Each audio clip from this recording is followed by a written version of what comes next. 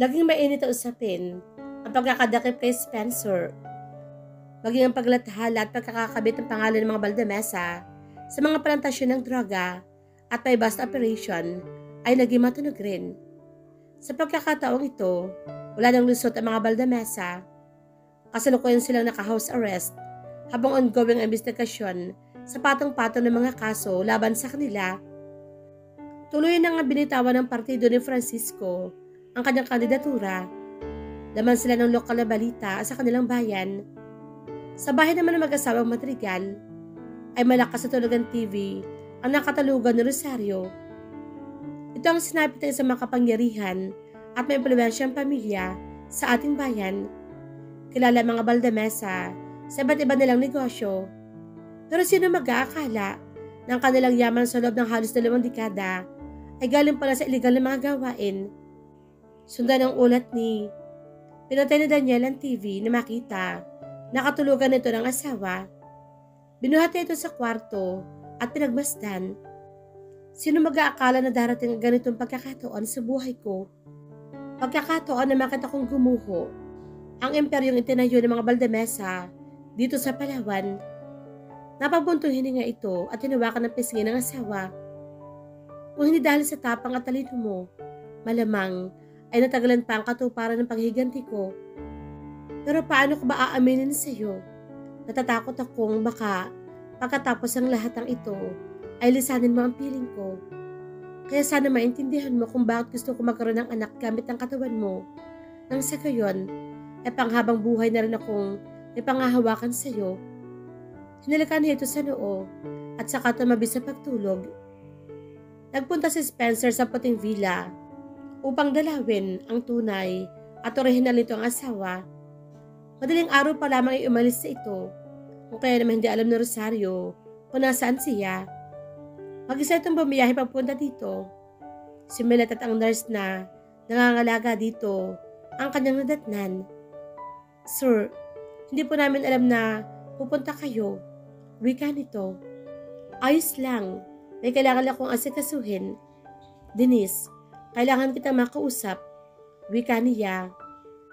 Pumasok sila at inayayahan niya sa loob ng kwarto kung saan nakatago ang asawa. Isang espesyal at salyadong kwarto kung saan makikita ang komato sa asawa ni Daniel. Ilang taon na simula nang kinuha kita rito, Denise? Tanong nito. Mag-5 taon po, sir. Mahinang sagot. Sigurado, mismo na ang iyong pamilya.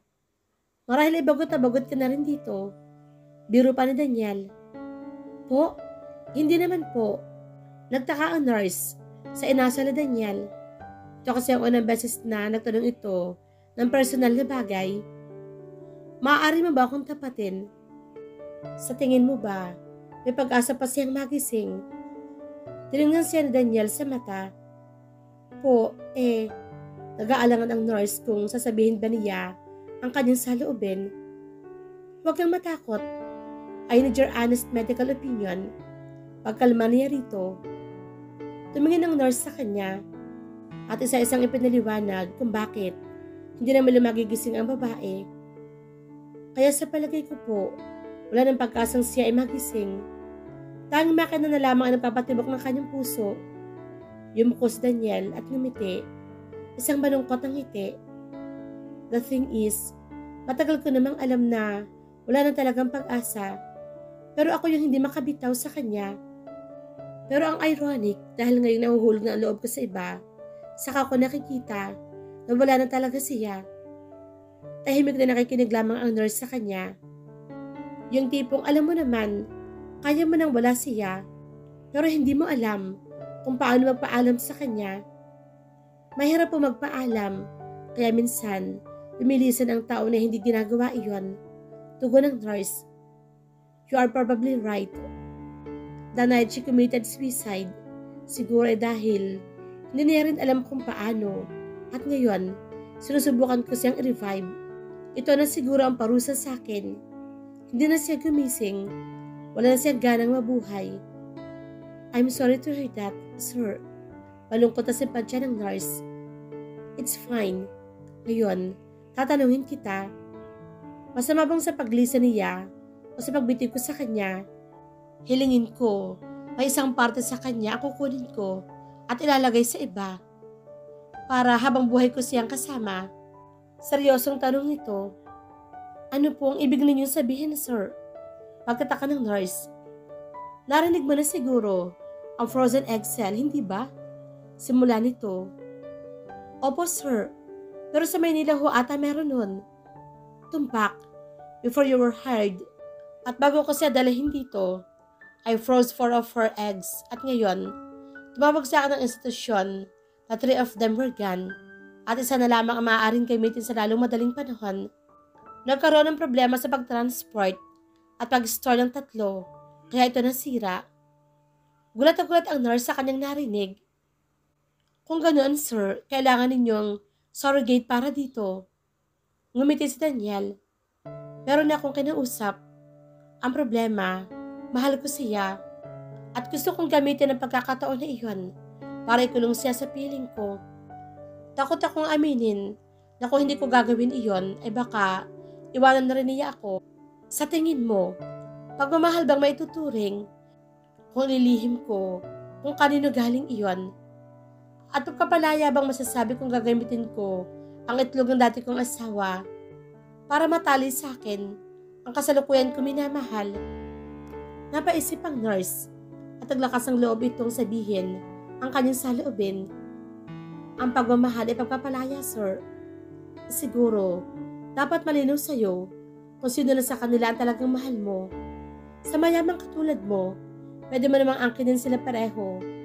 Pero sa pag-ibig, hindi tayo dapat maging ganid.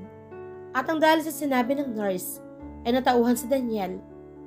Salamat, Nurse Denise.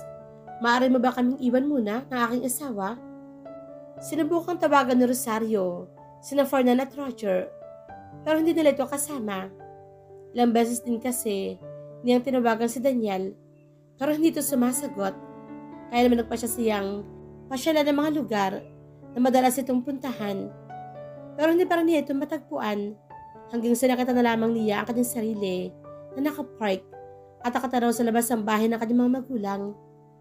Mamang, papang, gusto ko kayong yakapin, pero paano?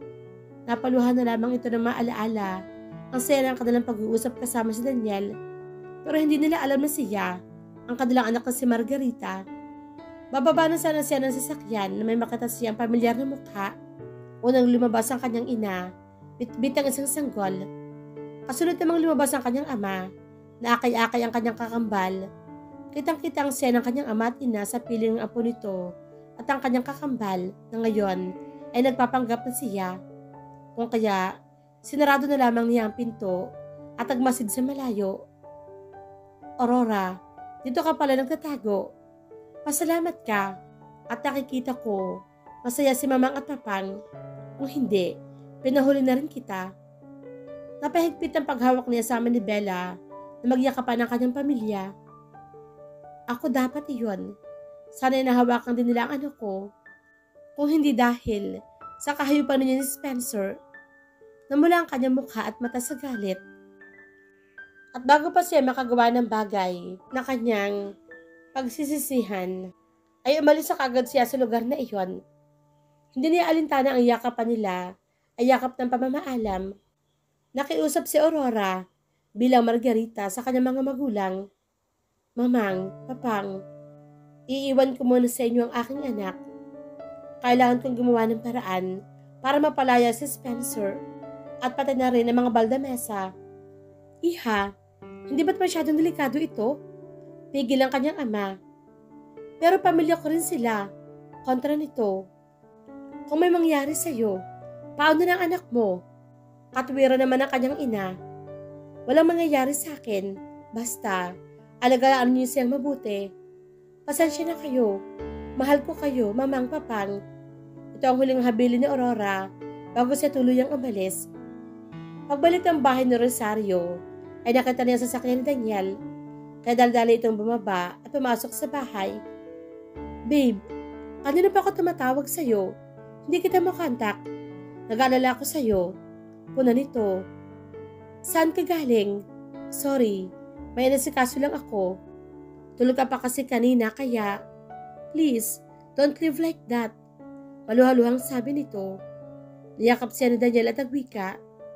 I'm sorry, hindi na mauulit. Kumain ng hapunan ng dalawa at bago sila matapos ay nagwika si Daniel. Babe, we have to fly to Manila at mag-stay doon ng 1 linggo. Makakabalik ba tayo rito bago ang hearing ni Spencer? Pagdaalan ni Rosario. Yes, kaya kailangan nating umalis ngayong gabi. At sa Leo Airport tayo daraan. Paglilinaw pa ni Daniel. Para ba ito sa pagbubuntis ko? Direkta niyang tanong. Yes, and I already chose the perfect egg for us. Tugon ni Daniel. Malungkot man si Rosario. Nalagpa siya itong gumamit ng ibang egg cell. Ay tinanggap niya ito para sa asawa. Okay, I will prepare some of my stuff para makalis tayo kaagad. Pagdating sa Maynila, ay nagpahinga lamang ng 1 gabi ang mag-asawa sa kondo na kanilang pag-aari. Ito rin ang kondo na tinirahan nila noon nang siya ay nagpapagaling mula sa retoke at sa operasyon. Bukas ang kanilang schedule sa institution kung saan magaganap ang IVF. Kung kaya naman maagang gumising ang dalawa at nagtungo na maaga sa fertility clinic, pagdating doon ay kailangan magsagawa ng ilang test upang malaman kung perfect match ba ang egg at ang pagkatanim nito. Makaraan ng halos 2 oras ay natapos na rin ang lahat ng test. Matyaga naghintay si Daniel sa kanyang asawa at ngayon nga ay kausap nila ang doktor na magsasagawa ng procedure. Ang IVF ay hindi laging 100% success ang rate. Ito ang dapat niyo malaman. Pero nakikita kong healthy ang itlog at best fit siya sa surrogate kung kaya naman gagawin natin mataas ang success rate nito. Do you any questions? Umiling si Rosario, habang si Daniel naman ay mukhang malalim ang iniisip. Dahil nag-iisa lang ang itlog na ito mula sa donor na inyong napili, ay dapat tayo maging maingat. So gusto ko kayong schedule as soon as possible para dito. Maybe the day after tomorrow. Okay lang po sa akin, Doc. Wika ni Rosario sa marahang boses. Yes, Doc. Walang problema doon. We'll see you then. Kinabukasan, maagang gumising si Daniel nang dahil sa biglaan niyang lakad. Babe, sorry. I have somewhere I need to be. Pwede bang maiwan kita dito? Okay lang. Ano ka ba? Pero pwede rin ba ako lumabas kung sakaling maisipan ko? Pagkatanong naman ito. Of course, basta mag-iingat ka lang dapat. At in good condition ka pa rin para bukas. Mahigpit itong bilin. Pagkaalis ng asawa, ay agad na tinawagan ni Rosario si Russo. Hello, Russo. Pasensya na sa abala. Pero pwede ko bang makuha ang information ng Chin at Ching? Kaya agad naman, ipinadala nito ang lahat ng impormasyon pagkaraan ng kanilang tawag. Matapos ito, ay sunod naman niyang tinawagan ang 2 babaeng nakita niya sa Palawan. Kabado man, ay tinagpo pa rin niya ang 2, malayo sa kanilang tinutuloyan nang sa gayon ay hindi sila magpang-abot ni Daniel. Eksaktong 3:00 ang hapon at dumating sa lugar na napagkasunduan ang 3, isang private room sa isang mamahaling restaurant ang napili ni Rosario upang misapat silang privacy mula sa mga tao. Sabay na dumating ang 2. Noong una ay nagkakailangan pa ang mga ito, pero si Rosario ang unang nagbukas ng usapan. Gusto ko mag-sorry sa pagiging rude ko sa una natin pagkikita sa Palawan at gusto ko rin magpasalamat sa inyo. Sa kabila noon, pumunta pa rin kayo rito. Ibang-ibang pakikitungo niya sa 2 kumpara noon nakasama niya si Spencer. Hindi niya kasi kailangan magpanggap at ngayon ay may ideya na siya sa kanila. Ang bait mo ata ngayon, malditang sabi ni Chini. Ano ko ba? Nakikipag-usap nga ng maayos. Bigil ang kaibigan na si Jane. I get it. Kung galit ka sa akin, pero sana'y pakinggan niyo muna ako. Wika ni Rosario.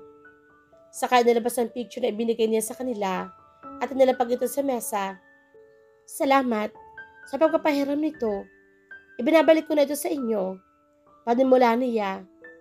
Ang pangalan ko ay Rosario Madrigal, pero sa kasamang palad, hindi ako ang inyong kaibigan na nasa litrato. Hiniram ko lang ang kanyang mukha. Oo, pero hindi ako siya. Nagkatingin na ng 2. Hiniram? Ano to? Bag? Damit? Pwede ba? Busy kaming tao. Sasabihin ko sa inyo kung ano nangyari. Sa 3 taon na nawala, mahigit 10 taon na nakakalipas. Bitaw nito. Pero imbis na matuwa, sinabuyan siya ng tubig ni Chini. Hindi magandang biro ang sinasabi mo. Hayaan mo naman nahimik ang kanilang kaluluwa. Nagpuna si Rosario ng mukha. Ang sabi ko ay makinig kayo. Buhay pa ang isa sa kanila. Pero yung kaibigan si Claudia ay matagal ang patay. Si Sarmiento, siya ang gumawa at nagritoke ng aking mukha.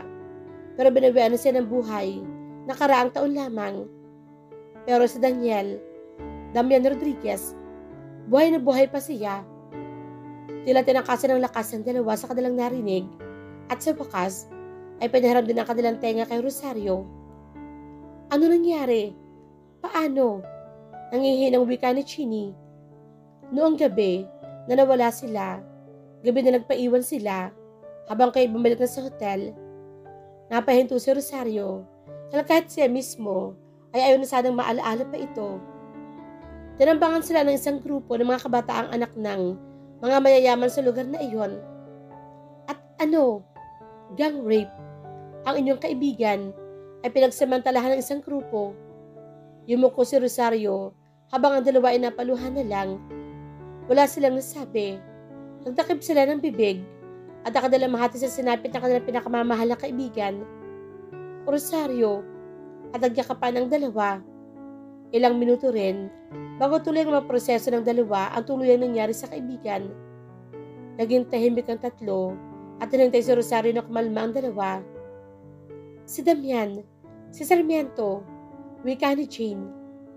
Patawad, pero hindi ko alam kung paano sila nakaligtas. Hindi ko pa siya natatanong tungkol dito. Paumanhin ni Rosario. Sinong siya? Matalas na ng pag-uusisa. Si Damian, buhay siya, pero siya ay nabubuhay sa ibang katauhan.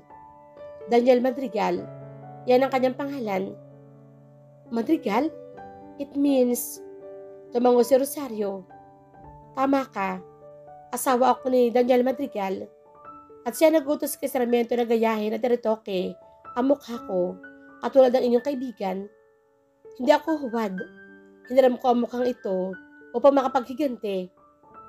Pero bakit ka papayag? Iniligtas ako ni Daniel. Kagaya ng inyong kaibigan, iisang pamilya lang ang bumiktima sa amin. Ipinapatay ako ng sarili kong kakambal, nakabit ang aking asawa. Kaya naman, pinulot ako ni Daniel. Sirang-sira ang mukha ko at nagkaroon kami ng kasunduan.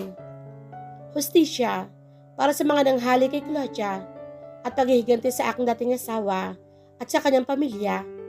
Gigil na sabi ni Rosario. Oh my God, I can't believe it. Pero totoo ang aking sinasabi. Wala akong ideya kung kanino mukha ito. Kaya gano'n na lamang ang gulat ko nang lapitan ninyo ako. Pero salamat sa inyo. Naintindihan ko ang asawa ko.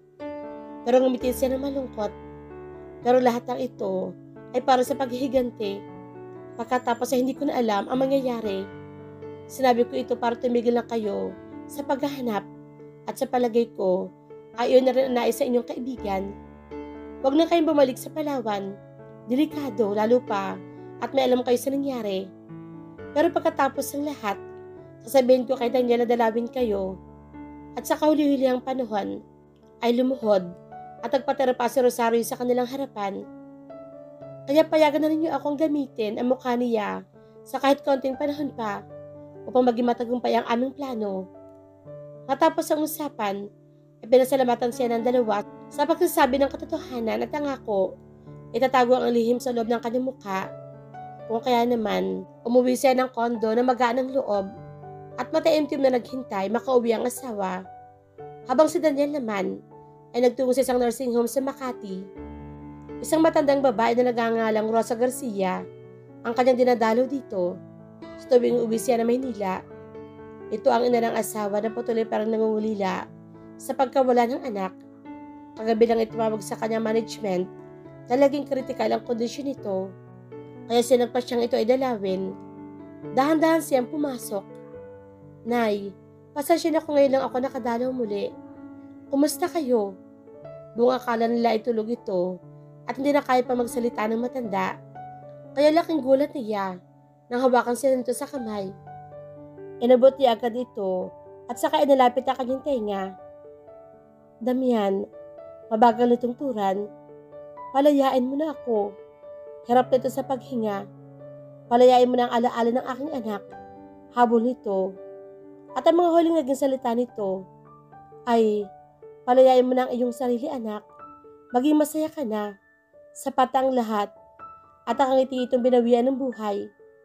Ito lamang ang hinihintay nito bago tuluyang mamatay. Sa lungkot ni Daniel ay nagpahupa muna siya ng damdamin bago umuwi kay Rosario. Nadatang niya itong natutulog sa kwarto. Uminom siya sa sala habang nag-iisip.